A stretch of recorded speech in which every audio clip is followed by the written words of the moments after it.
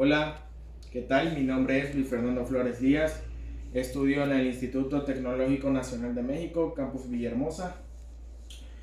Curso la carrera de Ingeniería Petrolera. Soy de segundo semestre. Hoy les vengo a impartir una breve exposición sobre la unidad 3, que soy alumno de la docente ingeniera Lorena del Carmen Vidal Romano, que nos imparte la materia de Geología y Yacimientos de lunes a viernes en el horario de 11 a 12 en el aula H04. Bueno, iniciamos con la breve exposición. Aquí explicaré sobre todos los subtemas, algunos subtemas de la tercera unidad. Uno de los subtemas de esta tercera unidad es esfuerzo, la 3.2. El esfuerzo se habla cuando dos fuerzas se hace referencia a la fuerza aplicada en un área determinada, de esta roca. ¿Ok? Entonces, la unidad de medida más habitual es en kilogramo por centímetro. En la naturaleza, según la dirección de la fuerza aplicada, el esfuerzo puede recorrerse en tres variedades: la comprensión, la tensión y la cizalla. La comprensión, esfuerzo a la que son sometidas las rocas cuando se comprimen las fuerzas dirigidas unas contra otras y a lo largo de una misma línea. Entonces, cuando las materias se someten a este tipo de fuerzas, tienden a contarse a la dirección del esfuerzo mediante la formación de pliegues o fallas según su composición sea dúctil o frágil. Esto lo veremos un poquito más adelante, que serían los pliegues y las fallas. La tensión, que es lo que hace que una roca contenga un esfuerzo. La tensión es un resultado de la fuerza que actúa a lo largo de la misma línea, pero en una sola dirección. Este tipo de esfuerzo actúa alargando o separando las rocas. La cizalla, esfuerzo en el cual las fuerzas actúan en paralelo pero en direcciones opuestas, lo que da como resultado una dirección de desplazamiento a lo largo de planos poco espaciados. Aquí podemos ver una imagen sobre los tipos de esfuerzo. Esta fila o columna es tensión. Esta imagen de aquí es tensión indeformada. Esta de aquí es una tensión dúctil y esta de aquí es una tensión frágil. La otra imagen, esta es una compresión indeformada.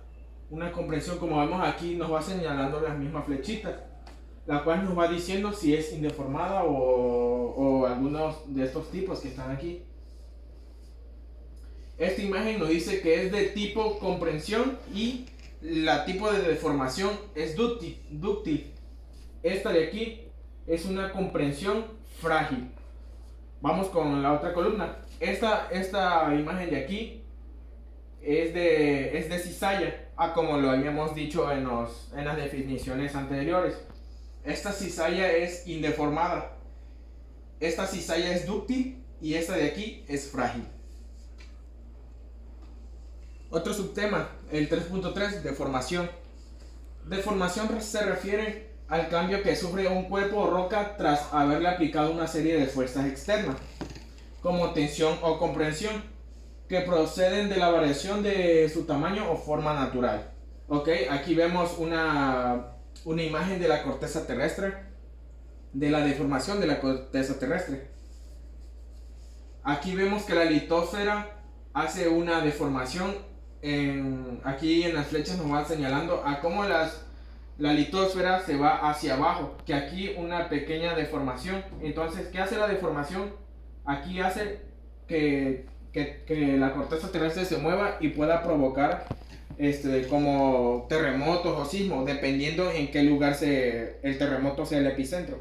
Porque si el epicentro es en la corteza oceánica, es obvio que habrá tsunamis y otro tipo de cosas. La 3.4, identificación y clasificación de estructuras. En identificación podemos observar que puse planos geológicos. Los planos geológicos son un tipo de mapas en los cuales son visibles las características y rasgos estructurales y geológicos. Los planos geológicos se pueden usar con varios fines, como lo son compañías dedicadas a la minería o proyectos de ingeniería, etc. Tiene un fin en la cual es ayudar a reunir información acerca de la historia geológica de una determinada región o área. Aquí en esta imagen vemos unas estructuras geológicas. Aquí las diaclasas. Las estructuras geológicas se definen en diaclasas, fallas y pliegues. Las diaclasas son fracturas en las rocas sin desplazamiento, como podemos observar aquí en la imagen. Las fallas son fracturas en las rocas con desplazamiento, lo contrario de las diaclasas. Y los pliegues son ondulaciones con capas. Los pliegues, podemos decir, su definición es un doblez, como cuando doblamos algo. Ese es un pliegue, un doblez. Pero igual aquí mismo se lo podemos observar sobre su definición.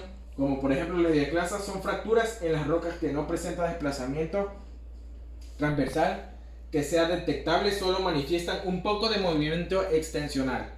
Las fallas. Una falla geológica es una fractura en la corteza terrestre, a lo largo de la cual se mueven los bloques rocosos que son separados de ella.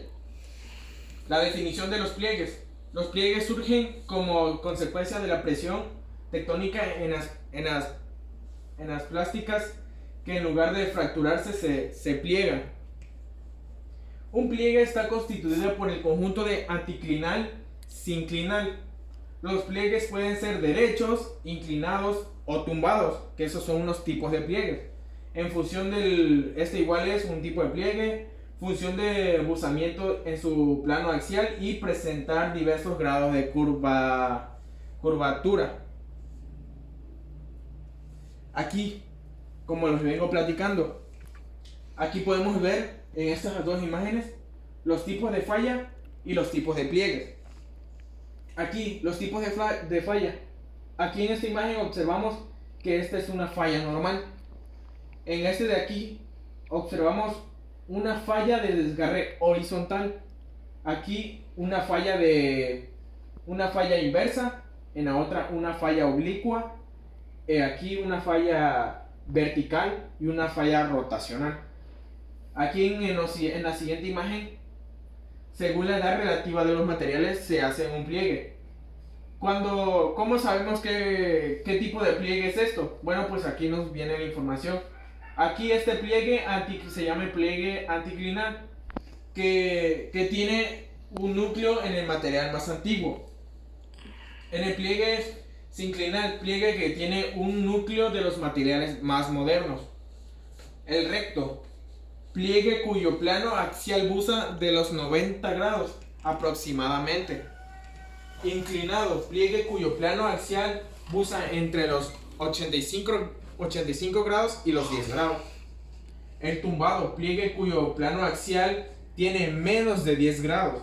Como su nombre lo dice, el tumbado debe de tener mucho menos grados. El invertido, pliegue cuyo plano axial gira más de 90 grados con respecto a la posición vertical. El simétrico, el plano axial debido al pliegue en dos mitades aproximadamente simétricas. Y el asimétrico, el pliegue asimétrico, el plano axial divide al pliegue en dos mitades claramente no simétricas. El siguiente subtema es el 3.8, relaciones entre tectónica y geología estructural. Aquí les voy a decir una pequeña definición sobre tectónica y geología estructural. La tectónica es una rama de la geología que estudia las estructuras geológicas producidas de deformación de las cortezas terrestres, la que las rocas adquieren después de haberse formado, así como los procesos que las originan.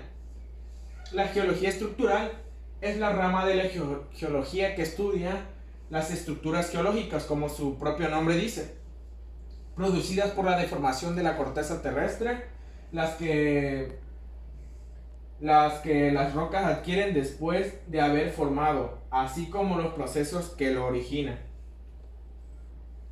Y bueno, por último, de acuerdo con estos conceptos, la tectónica forma parte de la geología estructural, por eso conlleva a que son muy similares, o no muy similares, sino que se relacionan entre ellas.